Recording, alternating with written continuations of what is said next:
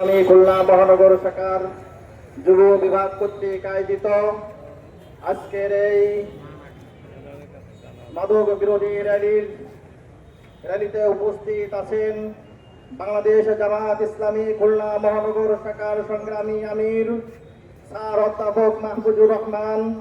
উপস্থিত আছেন বাংলাদেশ জামায়াত ইসলামীর যুব বিভাগের বিভিন্ন পর্যায়ের দায়িত্বশীল বৃন্দ।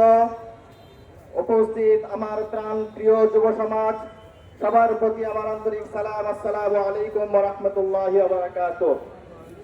সম্মানিত ভাই ও বন্ধুগণ, আমরা জানি মাদক দ্রব্য একটি সামাজিক ব্যাধি, যে ব্যাধি একটি পরিবার, একটি সমাজ, একটি রাষ্ট্রকে মুহূর্তের মধ্যে ধ্বংসের দিকে নিয়ে যেতে পারে।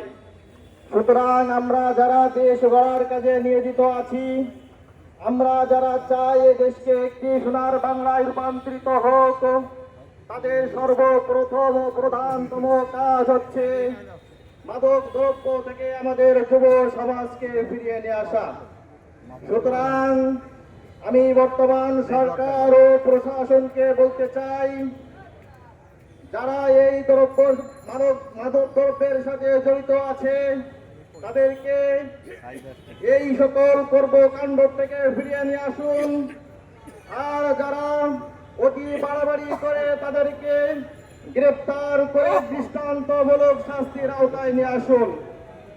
এই আহ্বান রেখে আমি আমার সংক্ষিপ্ত বক্তব্য এখানেই শেষ করছি। ওমা তৌফিক ইল্লা বিল্লাহ। আসসালামু আলাইকুম ওয়া রাহমাতুল্লাহ।